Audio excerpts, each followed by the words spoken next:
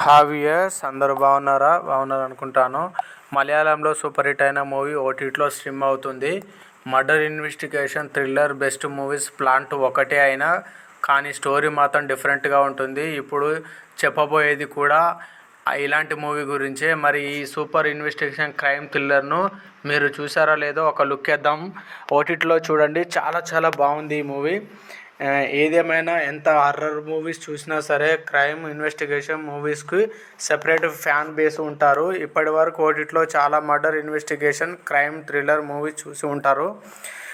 ప్రతి కథలోనూ ఏదైనా మర్డర్ జరిగితే పోలీసులు ఇన్వెస్టిగేషన్ చేస్తూ ఉంటారు. కానీ ఇక్కడ మాత్రం ఒక జర్నలిస్టు ఆ మర్డర్ వెనుక ఉన్న నిజాలను వెలికి తీస్తుంది. Murder investigation thriller best movies plant ఒకటే అయినా కానీ స్టోరీ మాత్రం కాస్త డిఫరెంట్గా ఉంటుంది. ఇంకా ఈ మూవీస్ కూడా దాదాపు అలాంటిదే.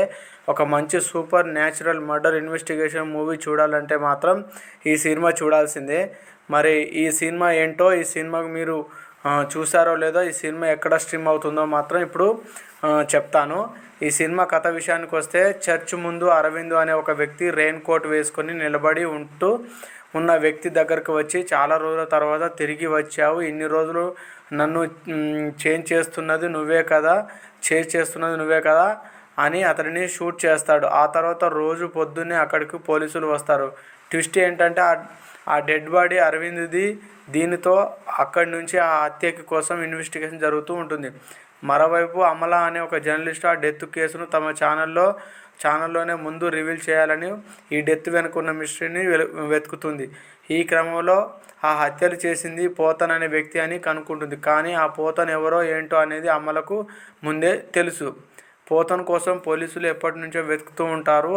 అరవిందన్ పోతన్ ఇద్దరు కూడా కాలేజ్ డేస్ నుంచి మంచి ఫ్రెండ్స్. అరవిందన్ పోతన్ గురించి పోలీసులకు ఇన్ఫర్మేషన్ ఇస్తాడు. అందుకే ఈరోజు పోతన్ అరవిందన్ను చంపేసి ఉంటాడు అని అనుకుంటుంది.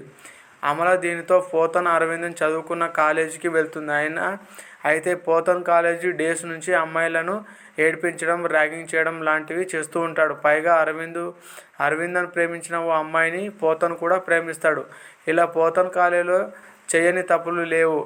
మరి ఇప్పుడు పోలీసులు పోతన్ గురించి ఎందుకు వెతుకుతున్నారు? అసలు కారణం ఏమై ఉంటుంది? ఈ కేసుకు పోలీసులు సాల్వ్ చేస్తారా లేదా అనేది, ఆ జర్నలిస్టు దీని వెనుక ఉన్న నిజాలను ఎలా బయటపెట్టింది అనేది తీసుకొని వస్తుంది ఈ కథ. ఇవన్నీ తెలియాలంటే ఒరిముఖం అనే ఒక మూవీకి చూడాల్సిందే. ఈ మూవీ ప్రస్తుతం సన్ నెక్స్ట్లో స్ట్రీమ్ అవుతుంది. ఇప్పటి వరకు ఈ సినిమాను చూడకపోతే వెంటనే చూసేయండి. ఈ సినిమాపై మీ అభిప్రాయాన్ని కామెంట్ చేయండి, కామెంట్ రూపంలో తెలియజేయండి. మా వీడియో నచ్చినట్లయితే సబ్స్క్రైబ్ చేయండి, లైక్ చేయండి, షేర్ చేయండి, కామెంట్ కూడా చేయండి.